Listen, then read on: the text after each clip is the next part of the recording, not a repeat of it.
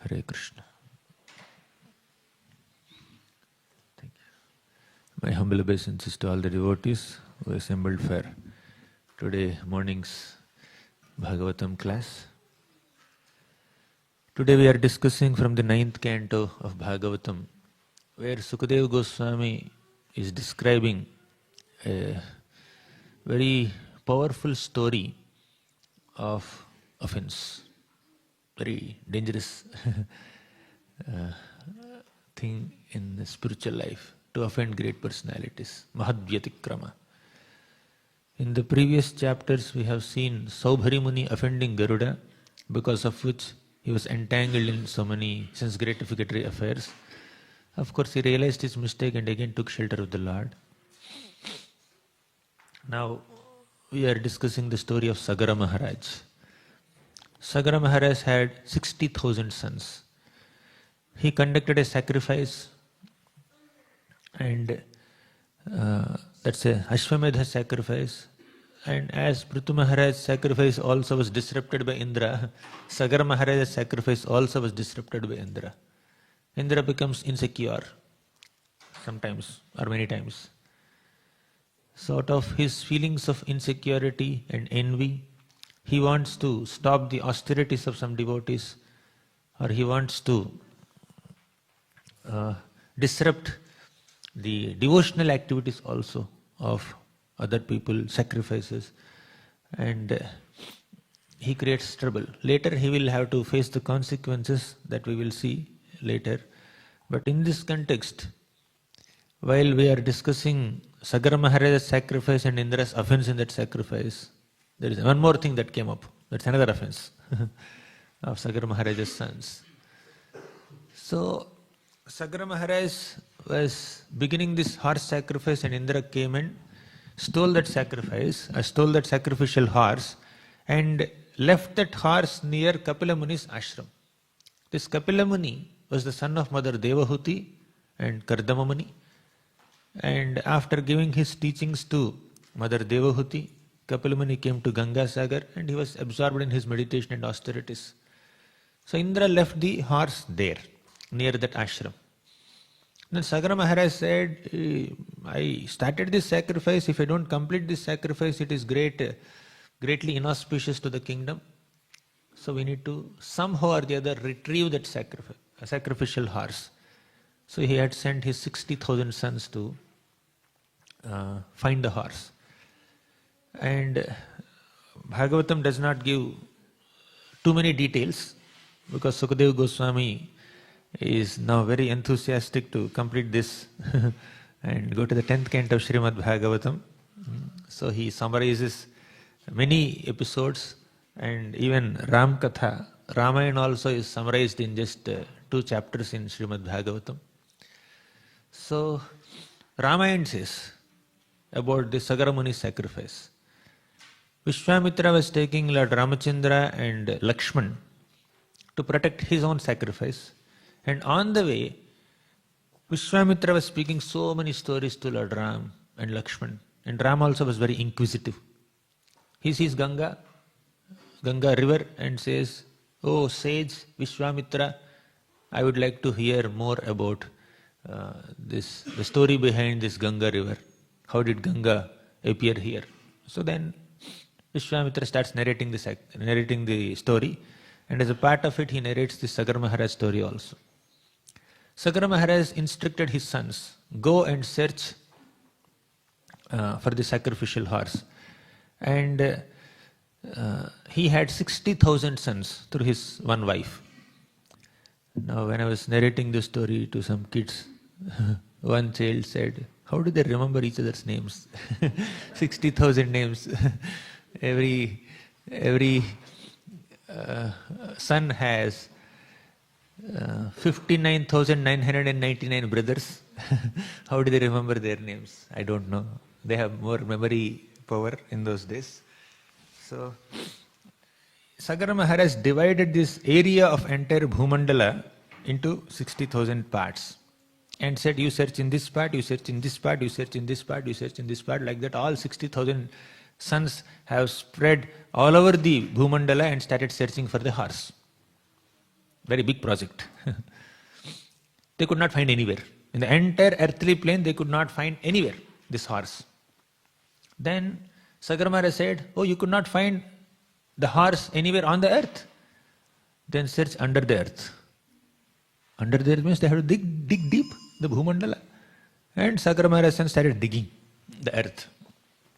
And while digging, going into the depths of this Bhumandala, they saw these big, huge elephants that were holding this Bhumandala on their backs. And while digging this earth, they also caused so much of pain and trouble to so many living entities inside the earth. We may think living entities live and survive only on the surface of planet Earth, but inside the earth also there are living entities. Inside water also there are living entities. Inside air also there are living entities. Inside fire also there are living entities. Right? So living entities on the earth, they cannot live inside water. Living entities inside water, they cannot live on the earth. Right? Similarly, there are some living entities in the fire also, in the sun globe also. So living entities are everywhere. So while these people were digging the earth, there were so many living entities living inside the earth. They were tormented. They caused unnecessary trouble to so many such animals or whatever is their species. They did not care. For them, priority is to conduct the sacrifice. So they were digging deep. Then they found these elephants. They did not pay much heed. Still they went deep. Then finally at Kapila Muni's ashram, they found the sacrificial horse. Then they thought that Kapila Muni has stolen this horse without using any common sense. Of course, Bhagavatam, Sukadeva Goswami also says that Indra kind of influenced their minds. Indra influenced their minds to think like that. One thing is, if we have purity of thought, if we are very sincere in our devotion, we will not be influenced by other people who might want to manipulate our minds and then get things done. So those who are influenced by others and get into some negativity, they themselves have less immunity. So when you have less immunity, even if there is a little virus around, you will become sick. But similarly, if there is less immunity power within the mind, within the heart, within the consciousness, then we will be influenced by even the negative forces by others. For example, let's go to the third canto of Bhagavatam. Kashyapa Muni. Kashyapa Muni was doing his Sandhya Vandan, evening time. Then Mother Diti came to him and she was overwhelmed with lust and envy. She was very envious of her co-wives who became the mothers of so many children, and she herself did not become a mother. She was very restless, she was very impatient. Now only I need children. It's not the right time. You should wait for a while. Kashyapa Muni is trying to say, no, you should wait. But she was not listening. She was pulling his cloth and then taking him inside. Although Kashyapa Muni told her this is not appropriate time, still Kashyapa Muni himself was weak-hearted. He did not stop her with greater force. He was only telling her mildly. So he gave in, and then Hiranyakashipu and Hiranyaksha are born. Right? So when we ourselves are little weak-hearted, we will be influenced by someone else's forces. One more example, let's go to Chaitanya Charitamrita. In Chaitanya Charitamrita, Kala Krishna Das was serving Lord Chaitanya Mahaprabhu. So Chaitanya Mahaprabhu was doing South India Yatra tour, and Kala Krishna Das was personally accompanying Chaitanya Mahaprabhu as an assistant. But when they came to a place called Vetapani, somewhere in the Tamil Nadu area, this Kala Krishna Das was allured by some gypsy women. These gypsy people, they sent their woman and allured him, they bewildered his mind, and he gave in and he went there. He went along with them. Lord Chaitanya Mahaprabhu had to go there and rescue them. When Mahaprabhu went there and asked them, hey, Kala Krishna Das is my assistant, my servant. How can you take away my servant? So leave him. So they tried to attack Lord Chaitanya Mahaprabhu with their weapons. Somehow by the power of Lord Chaitanya Mahaprabhu, the weapons hit them only, and Mahaprabhu just pulled Kalakrishna Das Shikha and then brought him back to his company. Right? So in short, sometimes we are influenced by others. Right?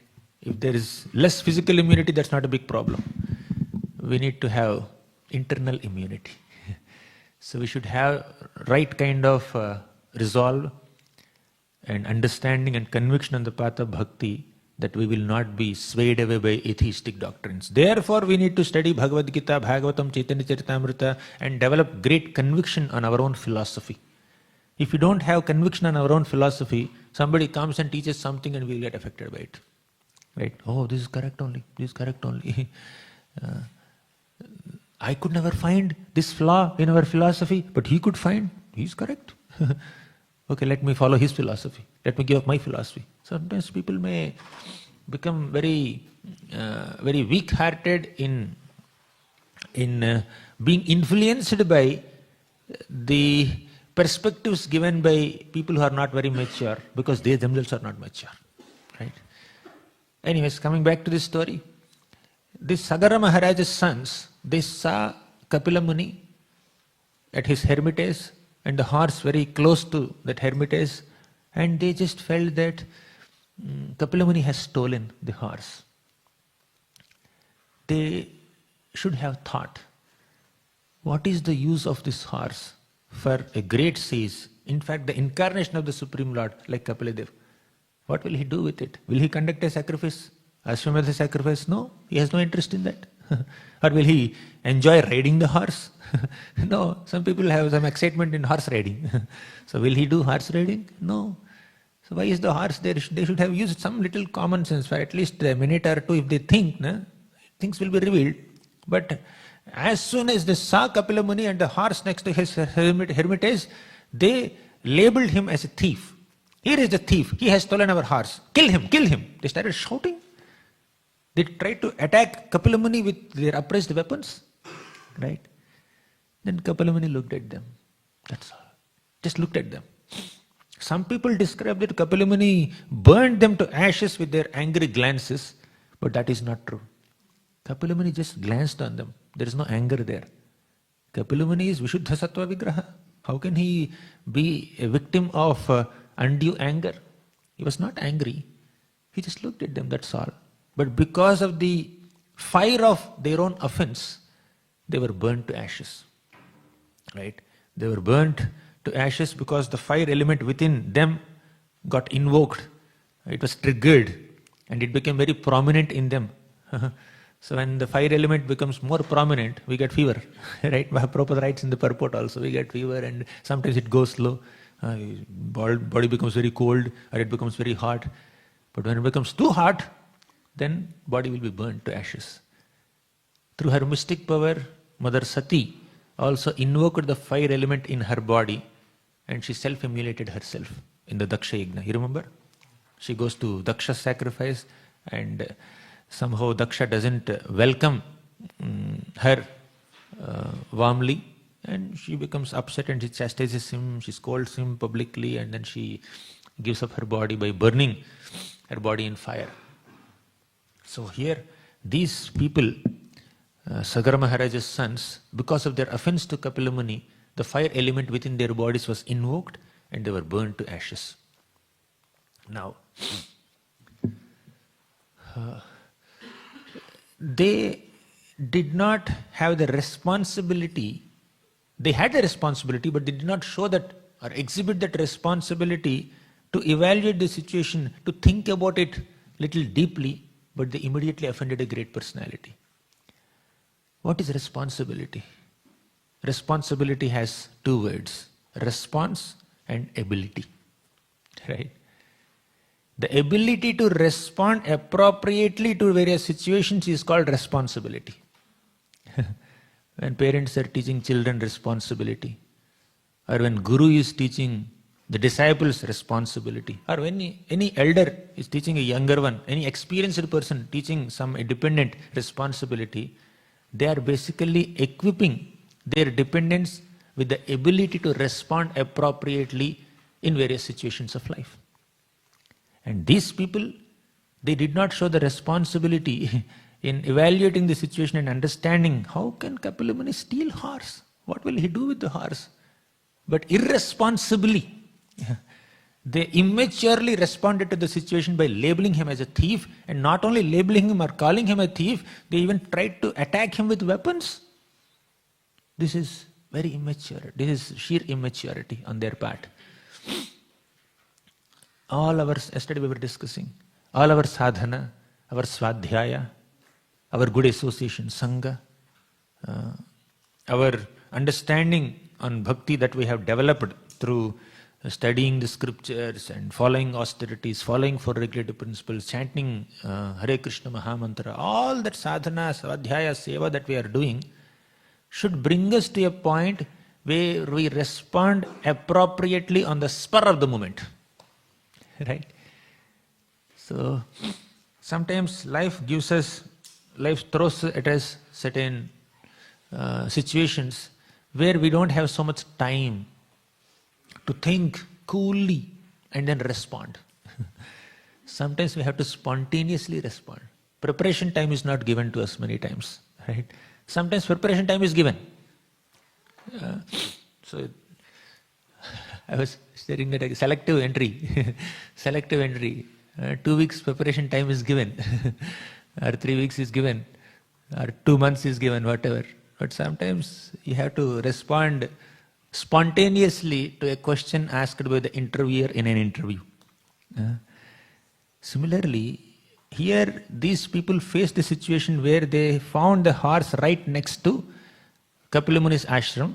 Now they have the responsibility to respond appropriately on the spur of the moment. As soon as they see the horse, what is the first thought that comes into their mind? Oh, thank God, we have found the horse. We can do the sacrifice. That could be one thought. Second thought, someone must have maliciously stolen this horse and kept this horse next to this Kapila Muni's ashram, such as pure sage, and trying to give a bad impression on the sage. It's not proper. That is second thought.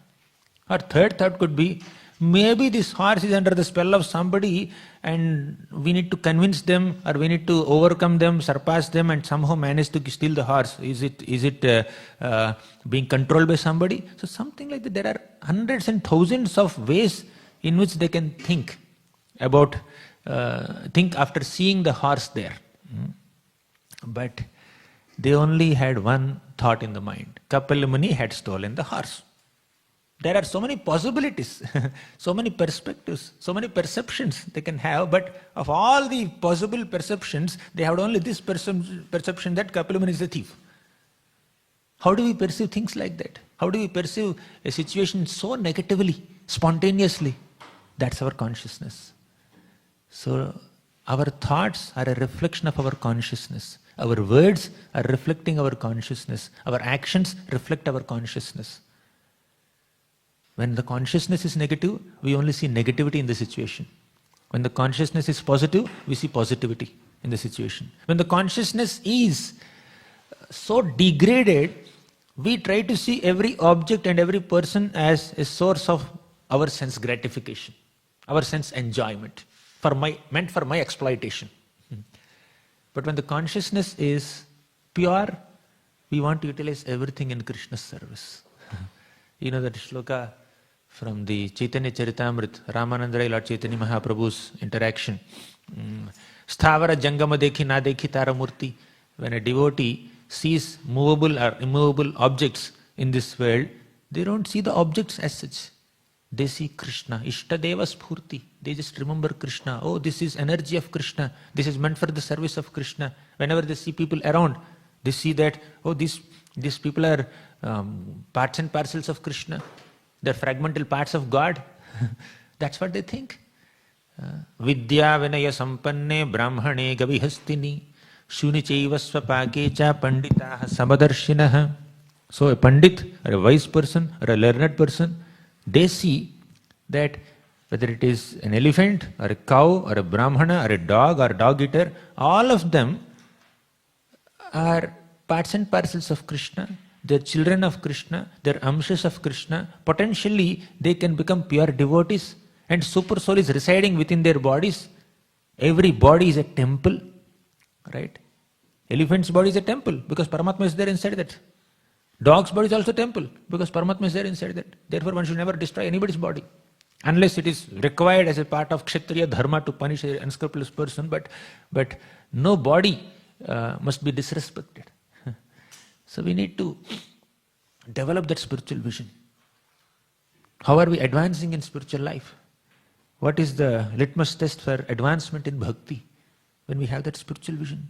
When we see a situation from a material perspective, when you see people from material perspective, when you see objects from material perspective, we think that they exist for my sense gratification. We think that they exist for my judgment. I can label them, I can evaluate them, I can exploit them. We may think like that. But when we are able to see every person, every situation and every object from a Krishna conscious perspective, from a spiritual vision, we see Krishna's hand in all circumstances, and we get the ability to utilize everything in Krishna's service. And we see everybody as a servant of Krishna, potentially a pure devotee of Krishna. But these people did not have that developed or evolved consciousness, right? So when the consciousness is very poor, we see things around us as representatives of Maya, or under the influence of Maya, we want to enjoy them, exploit them, label them, judge them, destroy them, or we think we have the ability to destroy them. But Krishna conscious vision is totally different. For example, Vidura. Vidura gave good advice to Dhritarashtra. Oh Dhritarashtra, sa esha dosha purushadvidaste grihan pravishto yamapatya matya. You are thinking this Duryodhana as your dear son, but he is just Kolakaushalaya, means he will just destroy the good reputation of your dynasty. You should just give him up. You return the rightful share of the kingdom to Pandavas, and then you give up this son, Duryodhana. Right? He is only an offender of pure devotees, offender of the Supreme Lord. Purushadvidaste. Purushadvid means one who hates the Supreme Person, Krishna. Give him up. So he just gave a good advice. After long and reasonable deliberation, for the welfare of Duryodhana and Kuru dynasty and Hastinapur throne only. But Duryodhana came there and said, who asked the son of this kept mistress, this Dasiputra, to come and give us advice against our own interests? Get lost. You cannot stay here. We are banishing you. As a remuneration for your lifelong service to the throne of Hastinapur, we are just leaving breath in your nostrils. Right? Just live, that's all.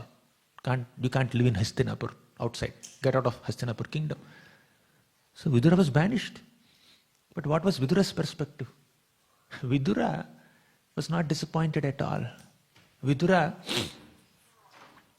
did not become upset. I lost my position, I lost my home, I lost my power, I lost my minister post. He was not thinking like that. Thank God, I am relieved from this political situation of Hastinapur. I can just purify myself by going to different holy places of pilgrimage, taking darshan of different deities, offering obeisances, offering prayers, hearing some Srimad Bhagavatam. So that was his consciousness. When the consciousness is elevated, we don't see negativity in a situation. But when the consciousness is poor, when the consciousness is poor and degraded, then we see a lot of negativity. A devotee is one who tries to see the hand of the Lord in all circumstances as much as humanly possible. Of course, when the situation is really negative, we have to deal with it. Like Arjuna was inspired by Krishna, go and fight. You can't just tolerate anymore.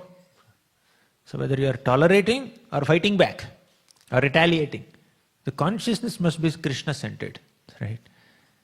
So we saw how the sons of Sagar Maharaj responded to the situation when they saw the horse next to Kapilmuni's ashram. We saw how Vidura responded to the situation where Duryodhana chastised him, blasphemed him inappropriately, disrespectfully, ungratefully, and how he responded to that situation. Let's see one more response on the spur of the moment. Vasudeva and Devaki were just married.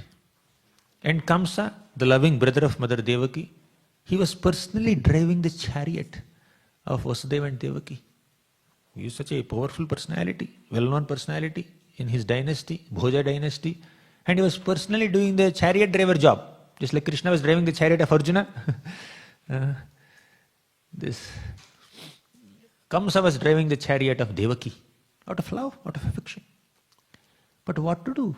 In this material world, deep love can also get transformed into deep hatred on the spur of the moment. As soon as Kamsa heard this announcement from the Akashavani that the 8th child of Devaki is going to kill Kamsa, all the love and affection that Kamsa had for his dear sister got transformed into deep hatred, where he just pulled her hair like this and he took off his sword and he was about to chop off her head on the spot in front of everybody, although she was just a newly married bride and innocent woman, his own sister. Now, how much time it's required for a warrior like Kamsa, who had the ability to lift Kuvalaya Pida and throw him some 1,000 yojanas away? Kamsa is very powerful. Kuvalaya Pida had the strength of 10,000 elephants or 1,000 elephants put together, and Kamsa lifted that Kuvalaya Pida and threw him several yojanas, hundreds of yojanas ahead, and Jarasandha got surprised. My God, such a wonderful warrior. I must have him as my son-in-law. He gave his own daughters Asti and Prapti in marriage to Kamsa. And such a powerful Kamsa is trying to kill a very tender woman, lady, who was not at all expecting this reaction from her brother. She is not prepared for a fight, prepared for a war. Without any announcement, she just faced this situation where Kamsa pulled out his sword and about to chop off her head. Just a fraction of a second was there before her head had to be cut by Kamsa's sword. In that fraction of a second, Vasudeva had to respond appropriately on the spur of the moment. Vasudeva intervened. Kamsa, stop. And how much he negotiated with Kamsa. He spoke philosophy. He praised Kamsa. He used the sama, dana, bheda, all kinds of political, diplomatic means to pacify Kamsa. And ultimately, Vasudeva showed his good intelligence in saying that, Kamsa, you don't have any fear of Devaki, from Devaki. The Akashvani said, Devaki's son is going to kill you. 8th child is going to kill you. She did not give birth to even one child also. So 8th child, right? So wait for that time. Devaki is not going to kill you. Why are you killing her? So let her give birth to some children, and I will keep every child that she gives birth to in your hands. Right? I will just do that. So Kamsa agreed. Why? Vasudeva had that integrity. Vasudeva was a great Satyavadi. Means he would not speak any lie. When he gives a promise, he will never take back that promise. Vasudeva had that reputation. Great reputation. But Vasudeva's words were trusted even by Kamsa, and Kamsa just believed and said, okay, fine, no problem. When she gives birth to a child, just bring the child to me. Then eventually Mother Devaki gave birth to a child, and Vasudeva brought that first child to Kamsa. He brought. But Kamsa said, I am very impressed with your truthfulness. That only increased Kamsa's trust on Vasudeva, and said, I will not kill this first child. But later somehow, as we know, this whole story. But here the main point relevant to our discussion is, a devotee is equipped with the ability to respond appropriately on the spur of the moment as a result of the devotee's sadhana, spiritual practices and integrity and Vaishnava qualities. Otherwise, those who do not have that devotional background, they may respond in a very immature manner. Those who are not mature in their bhakti, they will respond in a very immature manner. But Vasudeva responded in a very mature manner in this context. Let's discuss another episode from Bhagavatam. Daksha, in the 4th canto of Bhagavatam, Daksha entered this great sacrificial assembly. big sacrificial assembly where there were so many devatas and brahmarshis and rajarshis and devarshis. Many people were there. They have assembled there. And everybody stood up to receive Daksha. And Daksha went and offered obeisances to Brahma, and right next to Brahma, Lord Shiva was sitting and doing some meditation on Paramatma, on Lord Vasudeva. Sattvam Vishuddham Vasudeva Shabdhitam. He was meditating. And immediately Daksha got offended. How can Shiva offend me like this?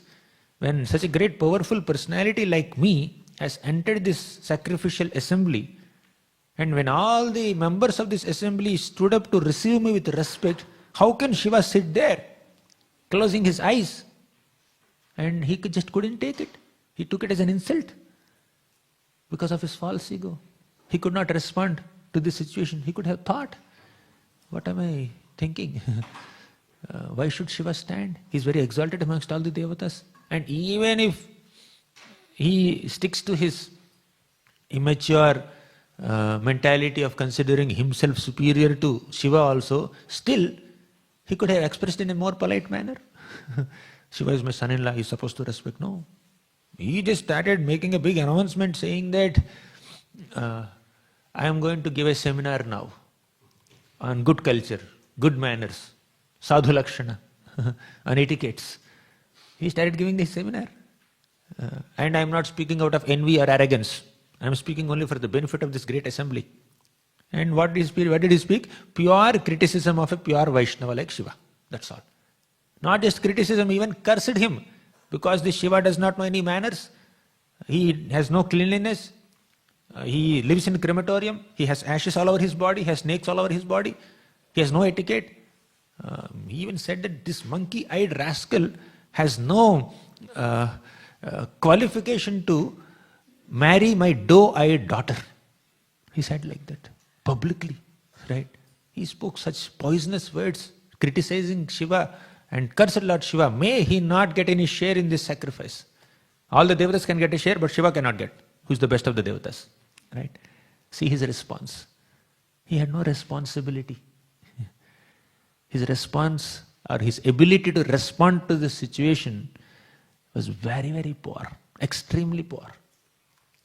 In the 4th canto of Bhagavatam only, let's see this. Another example. Uttanapad Maharaj is sitting on his high throne. Little Dhruva, 5-year-old child, came there, just desiring to sit on his father's lap. How did Uttanapad respond to that situation? His ability to respond to that situation is very poor.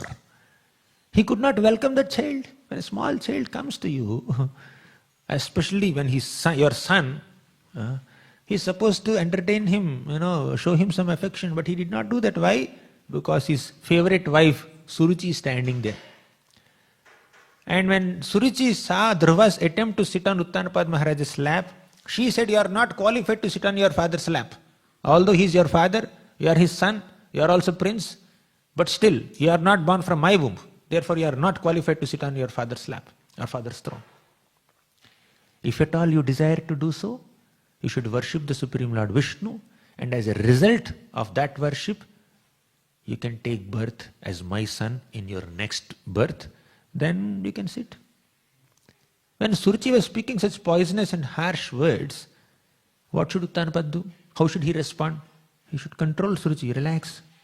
He is a small child. You don't have to show all your envy and grudge on him. Actually, Suruchi had nothing to do with Dhruva. Suruchi was envious of Suniti. And because Dhruva is the son of Suniti, Suruchi's envy towards Suniti was diverted towards Dhruva also. Envy is very contagious. When we are envious of one person, we tend to envy many other people who are connected to that person, right? And on top of it, Suruchi also saw that Dhruva is the elder son of Uttanapad. After Uttanapad, maybe Dhruva will become the king. No, it should not happen. My son only should become the king. I should keep Dhruva aside, away from his father or father's lap or father's throne, right from childhood, now itself. Kaumaram acharet pragna. Right? So that was her envy. She could not respond appropriately in that situation, and Uttanapad also could not respond appropriately, either in welcoming Dhruva or in controlling Suruchi. But Suniti Mata responded very appropriately in that situation. As soon as Dhruva reached her with tears in his eyes, with fumes of anger overwhelming all over his body, and he was like a snake trampled by somebody, hissing like a snake. He was very disappointed, very much agitated. And Mother Suniti noticed this boy is developing some revengeful feelings towards Suruchi. I should wipe them out. Right? When somebody comes with a negative feeling, don't speak to add to the negativity. Speak something that pacifies their negativity. So Dhruva had negative feelings towards Suruchi, and Suniti noticed it. And immediately, on the spur of the moment, she told, my dear child, don't desire harm for anyone even if they have harmed you. See the maturity. See her ability to respond to this situation. She was so mature. She said, see this as your karma. And depend on the Supreme Lord, whatever desire you have, you should go and worship the Lord. That's how she responded to the situation. Totally in contrast with the response of Uttanapada or Suruchi or Daksha and Sagar Maharaj's sons. So many negative examples we discussed, but there are so many positive examples like Suniti's response and Vasudev's response. Very mature response. When Shringi, who is very aggressive and impulsive, he cursed Parikshit Maharaj to die within 7 days because of the bite of a snake bird. How did Parikshit Maharaj respond to that situation? He did not impulsively say that, oh, all these Brahmanas are useless. They unnecessarily become angry. I did such an insignificant offense and he is cursing me to die within 7 days, not even noticing my position as the emperor of this whole planet. 5-year-old child. What kind of upbringing he had? How did Shami Krishi train him to curse Kshatriyas like this? To curse Vaishnava kings like this? If Parikshit Maharaj had said all these points, probably he would have been appropriate also in one sense. Right? But he did not choose to criticize Shami Krishi or Shringi. He was only conscious of his own offense. He was not evaluating what is the degree of my offense and what is the degree of punishment that I received. He was not evaluating that. I offended, that's all. How they punish is their problem. I did an offense. That's his problem. This is my responsibility. So I should accept this curse. So he had the ability to respond appropriately to this situation. He gratefully accepted the curse. He said, this curse is a blessing in disguise. This curse actually came at the right time to me to create indifference towards my worldly opulences. I'm enjoying so many worldly opulences. I'm a very powerful king now. I think this curse can create great detachment in my mind, and I can just retire from this kingdom and just give up my position and then give myself as an offering to the Supreme Lord by hearing Krishna Katha. And he went and retired, and he went on the bank of Ganga and he started hearing Krishna Katha from Sukadeva Goswami. When so many sages assembled there, Gayatha Vishnu Gatha. He requested them, just glorify the pastimes of Lord Hari. I don't need anything else at this moment. Right? So this is the maturity of Parikshit Maharaj. So Srimad Bhagavatam is filled with so many mature examples of devotees who responded very maturely in very tricky situations also. But Bhagavatam also, without any hesitation, presents the examples of great souls who could not exhibit that maturity in their responses. They are also great souls, many of them, but somehow they get sidetracked. They had great accomplishments. Of course, some of them are demoniac also. But despite being the princes of a great king named Sagar Maharaj, still these 60,000 sons of Sagar Maharaj could not respond properly when they saw the horse next to Kapila Muni's hermitage. So we need to develop that maturity to respond appropriately in various situations of life, in our interactions with other devotees, and that's the right result of our sadhana. Our sadhana should culminate in the right kind of behavior, right kind of character, right kind of consciousness, of seeing people or situations or things as Krishna's representatives, as Krishna's energies, and utilizing all of them or engaging all of them in the right kind of activities instead of trying to exploit them or being exploited by them. Like somebody comes, some vendor comes with a product. This is a very wonderful product, and then he puts in front of a child, and child gets attracted by seeing the external glare of it, and says, "Oh, I want this, I want this, I want this." Or they will give some food item to a child, and "Oh, this is very nice, I want to eat it, I want to eat it." But parents who had more maturity will say, "Hey, this is not good for your health," because they have more maturity. Child does not have that much maturity. Of course, the children here are very mature. But still, when we are children in our devotional service, or when we are very new and too young in our bhakti, we may not be able to respond appropriately to various situations of life, but we need to grow in our maturity to respond properly in various situations of life, and especially in dealing with great souls. We cannot become victims of Vaishnava Aparadh. At every time we have an ability to make a choice, right? You can eat healthy food or you can eat unhealthy food. You have a choice. But once you choose to eat unhealthy food, then you have no choice. You have to face the consequences, right? So you have an ability to make a choice only till that morsel of food enters your mouth. Once it enters your mouth, it does the needful to the body, right? Similarly, in every situation, we have a choice. Should I respond like this or respond like that? And we respond according to the consciousness that we have developed till then, right? We cannot say, I'm being influenced by somebody, I'm on a spell, that's why this is happening. It can happen sometimes when we are little susceptible or influenceable by such negative forces, then yes, because of their force we will act, just like Maya impels us to do many things. But if you are strong enough from within, nobody can influence us, right? We discussed those examples also in the beginning of the session. Diti, when she was influencing Kashyapa was not strong enough, he just gave in. Right? Kalakrishna Das, when he was being influenced by gypsy women, he just gave in. He just could not resist. So we need to resist the temptations in bhakti. That requires maturity. That requires purity of consciousness. It's easier said than done. But sometimes we need to remind ourselves of the importance of coming to that mature level of bhakti so that we can please Krishna more.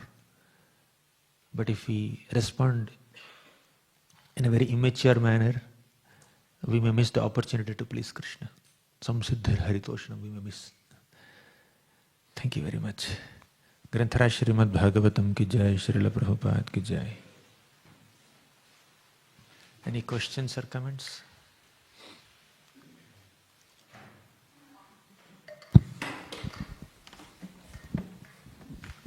Hare Krishna. Just a little bit confused regarding the history of this pastime. Like Lord Kapila Muni, as third canto also mentions that, he goes to do his tapasya at Ganga Sagar. So he's already there at Ganga Sagar, and basically where the Ganga is merging into the Sagar.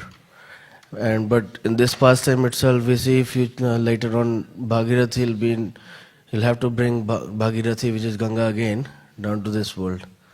So if Ganga, that name came after that episode. I don't know that history, Prabhu. Okay. Any question on the principles that we discussed, you can ask. Yes, Prabhu. So in regards to, again, this topic, how the sons of Maharaj Sagara, They actually offended Lord Kapiladev, and from the heat of Lord Kapila, then all of them, they just get burnt to ashes. From their own heat, not Kapila's heat. Their own heat. Okay. Because of the power of their own offense, they were burnt to ashes. Kapiladev did not burn them to ashes. Oh, okay.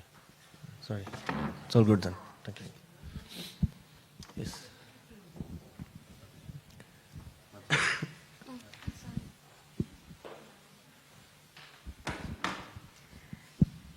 Hare Krishna Prabhuji, thank you for the wonderful class.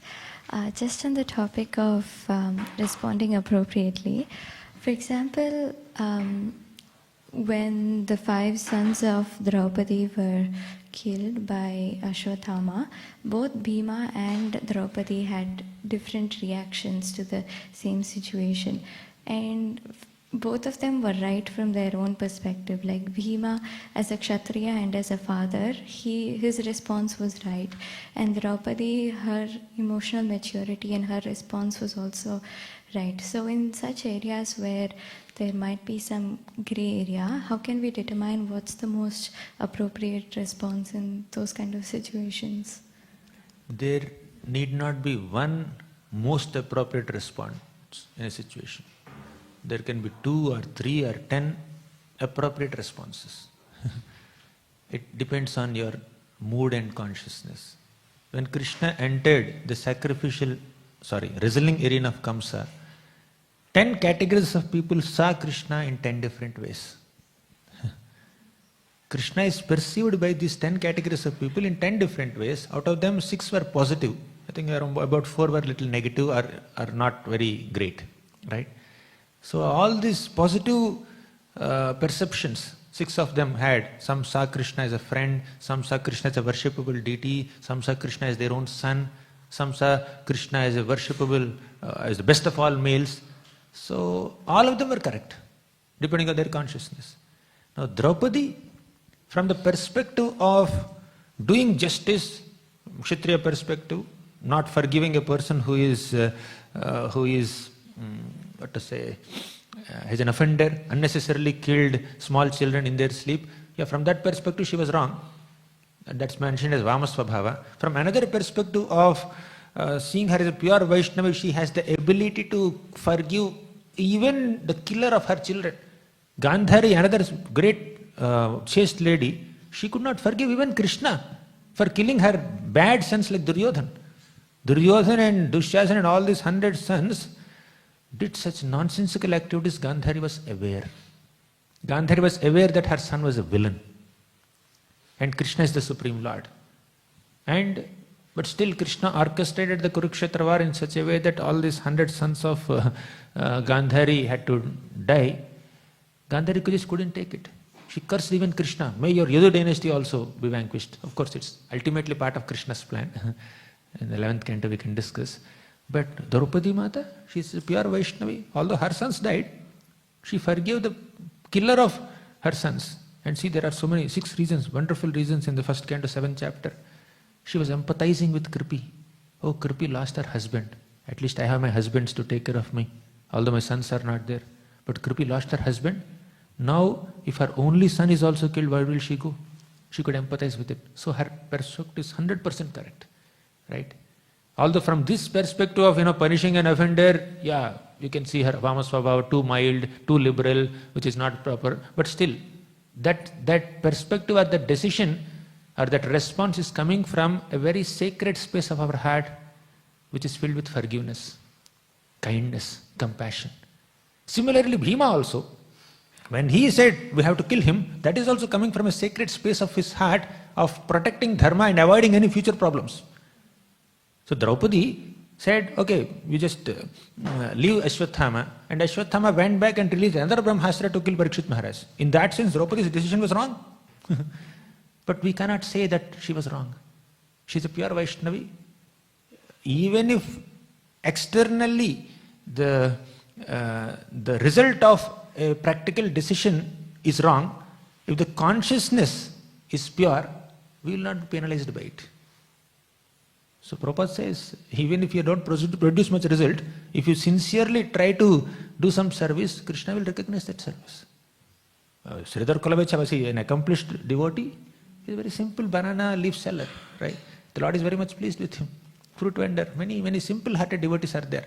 They did not produce so many results, right? So essentially, my humble understanding on the topic that you have raised is that when we take a decision with a pure intention to please Krishna, and if our decisions or responses are coming from a sacred space in our heart, which is filled with Vaishnava qualities like gratitude, compassion, or kindness, etc., the decision, although it's practically not so great, but still will not be seen as wrong by Krishna if we take a decision with a pure intention, right? So Draupadi was not criticized as, oh, you are an immature decision. No, after Ashwathama released the Brahmastra, nobody went to tell her, what kind of decision is this?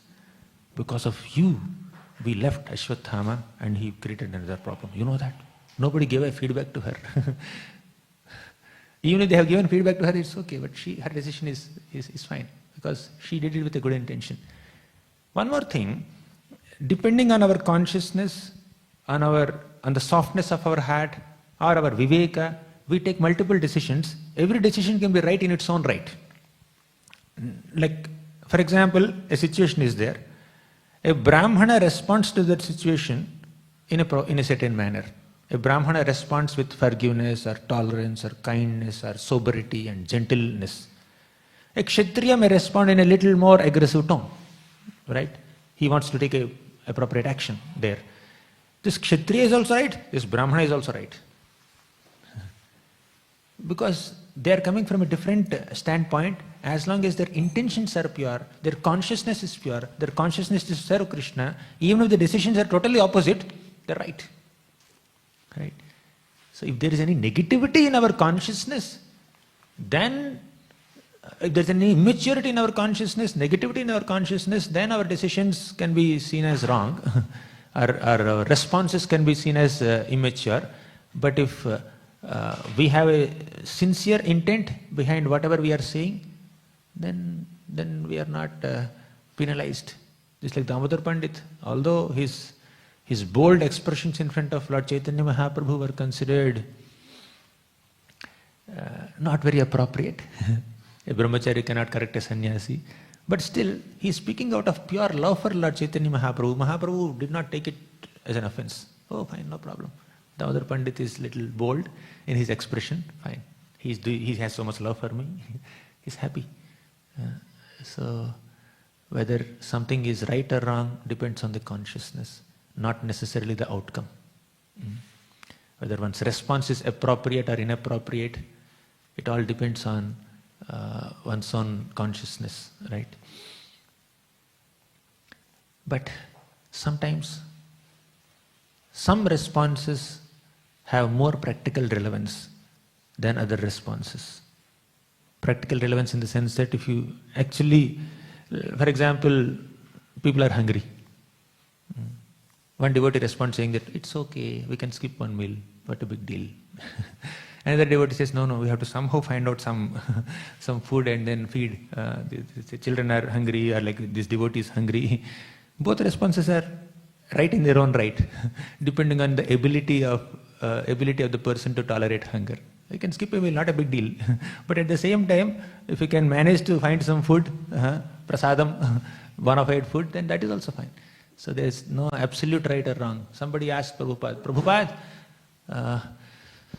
in Harekrishna Mahamantra, that Ram refers to Lord Ramachandra. This devotee is saying this refers to Lord Ramachandra. Prabhupada says, yes, he's right. But another devotee says that Ram refers to Balaram. Prabhupada said, he is also correct. But this devotee says this Ram word refers to Krishna himself, Radharaman. Prabhupada said, he is also right. Then this devotee asked, how can three devotees who are saying three different things can be right? They are saying three different things about the same thing. How can they be right? All of them be right? Prabhupada said, you are right. So Prabhupada, what is your decision? What exactly is the ultimate result? Who exactly is Ram there? Then Prabhupada said, you decide. You decide it seems to be very smart or clever answer, but it's a very profound answer. You decide means depending on your consciousness. While chanting Hare Krishna Mahamantra, if you are meditating on Lord Ramachandra, Lord Ram will respond to you. If you are meditating on Balaram, Balaram will respond to you. If you are meditating on Krishna, Radharaman, Krishna will reciprocate with you. All are correct. all are forms of the same Supreme Lord. As devotees of Krishna, of course, we consider Ram word there as Radharaman, and we want to connect with Radharaman. That too, when we say Krishna, we don't. Many devotees in the Gaudiya line, they refer to Vrindavan Krishna, not Mathura Krishna, Dwarka Krishna. We are very exclusive in our mood. But if some devotee has a more generic mood and he has more attachment to other deities, that's perfectly all right. Prabhupada said that's also correct. Lord reciprocates according to our mood. Yad yad dhiyata urugaya vibhavayanti tat tattva puhu pranayase sadanugrahaya. The Lord doesn't consider it wrong. Does it make sense? Thank you. Yes, Prabhu.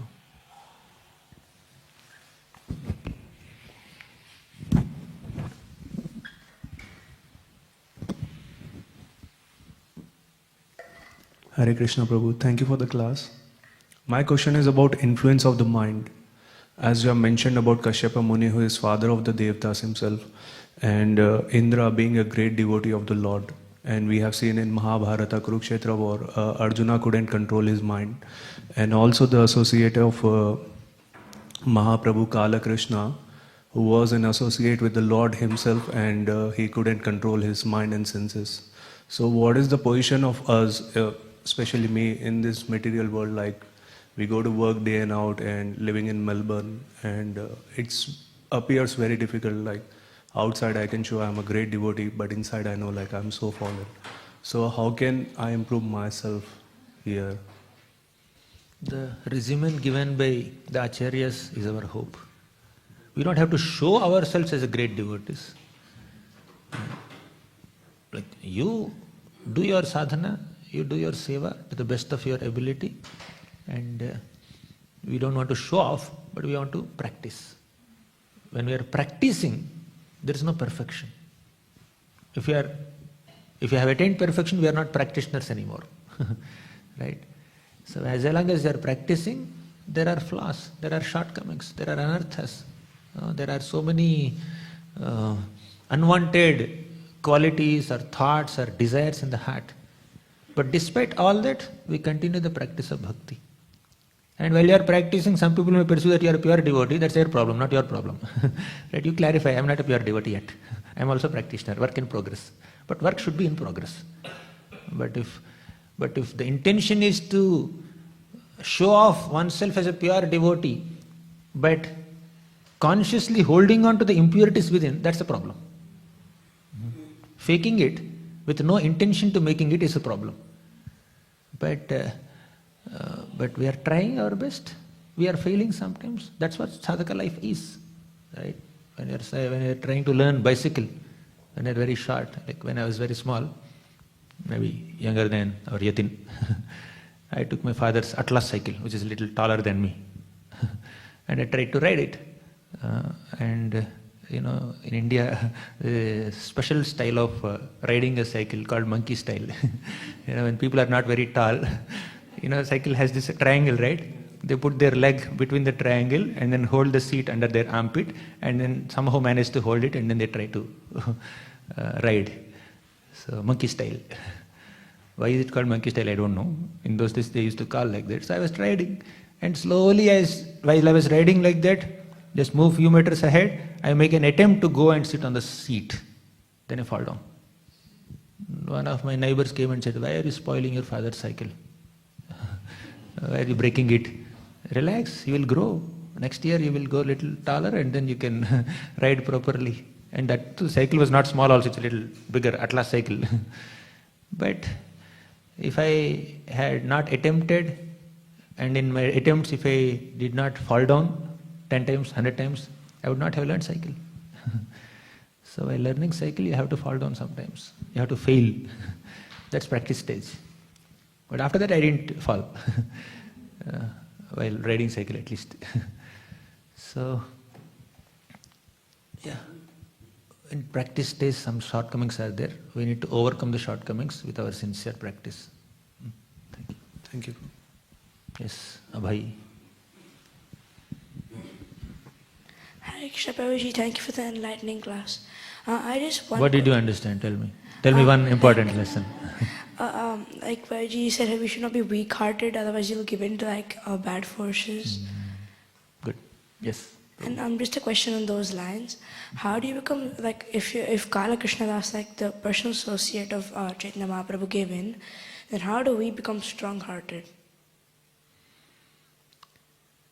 Srila Prabhupada writes in that purport of Chaitanya Charitamrita Madhya Leela, if we are not determined in devotional service, even the Supreme Personality of Godhead also cannot save us. Lord Chaitanya Mahaprabhu is Supreme Personality of Godhead. And Kala Krishnadas had the most intimate association of Lord Chaitanya. 2 full years Kala Krishnadas was the only associate of Lord Chaitanya. Of course, Mahaprabhu was meeting so many people on the way. So his meetings are like in a few days. 10 days with Ramananda Rai. Then during the monsoon season was with Venkata Bhatta. And then he is meeting so many other people. But who is there constantly with Mahaprabhu? Kala Krishnadas. Right? So he had profuse association of Lord Chaitanya. Personal association of Lord Chaitanya. Intimate association. One-to-one. But what he lacked was determination in the heart. So, Vyavasayatmika buddhi ekyeha karunandana. When we have determination in the heart, that determination will protect us from any distractions in devotional service. If you are not determined for anything, you will be distracted by everything. So we need to be determined to be on the path of Krishna consciousness. Serve Krishna. Chant our rounds nicely, as much as humanly possible. Study Bhagavatam nicely. Attend various spiritual gatherings, festivals nicely. So the determination to stick to the path despite all distractions and deviations will protect us. Makes sense? Determination. That's what made Dhruva a pure devotee just within 6 months. From a poor consciousness to pure consciousness, this whole transition in 6 months only. Why? Determination. He was very determined in devotional service. Stick to Abhideya. Although Dhruva's Prayojan was very poor, his Abhideya was very strong. So his consciousness changed. Thank you very much. Any other questions? Yes. We have 5 more minutes.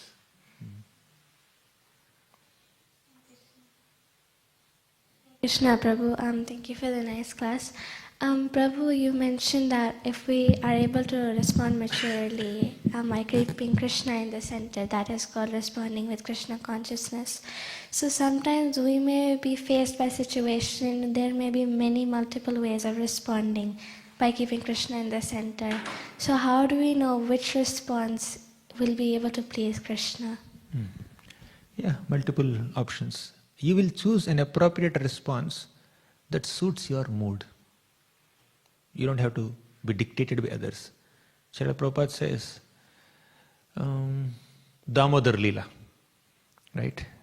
In Damodar Leela, Mother Yashoda was giving her milk to Krishna, little child Krishna. And the Padmagandha milk in the kitchen was overflowing because of excessive heat. Yashoda Mata had 2 choices. 1, to keep Krishna aside and save that Padmagandha milk. 2, continue her service to Krishna and let the Padmagandha milk overflow. What did she choose? To keep Krishna aside and save that Padmagandha milk. Was she wrong? And if she continues to give milk to Krishna and ignores that Padmagandha milk, would she be wrong? No. There can be multiple responses as long as the consciousness is pure. There can be multiple correct responses. Right? Of course, some are grossly poor responses. Like today we have seen so many grossly poor responses. Like Kashyapa Muni giving in to Diti was wrong. This 60,000 sons of Sagar Maharaj calling Kapila Muni a thief is wrong. Daksha criticizing Lord Shiva is wrong. Some are like very grossly wrong, clear. Right? There is no grey shade there. It's pure black and white. Right? But some are grossly right. But some grey areas are there. You cannot say this is right or this is wrong. Both can be right. So Prabhupada says in that purport, Damodar Leela purport only, Dada vibuddhi yogam tam yena mam upayanti te Dadami buddhi yogam tam. Krishna will give us that buddhi or intelligence to respond appropriately or to make a choice between two right responses or three right responses. Krishna will give us. There can be 1, 2, 3, 4, 5, 10 right options. You choose which right option you want to choose, Krishna will give you the response. Just like there are 10 items in the menu, all are healthy food, all are Krishna prasadam, and all will suit your health. Which one you will choose? Your favorite item. There are some 10 sweets there. Rasgulla, Rasmalai, Malpova, Sandesh, Halwa, so many. What will you choose in these 10 sweets? Cake, trifle. What will you choose? Trifle. Trifle, yeah. That's your favorite. If somebody chooses, if Yatin chooses gulab jamun, will he be right? Will he be wrong? No, that's his favorite. What's your favorite? Trifle only? Gulab jamun. Oh, very good. I got it right. Right. So there can be multiple right options in a situation. Which one should we choose? It depends on our consciousness, our choice. In the Leela that she said,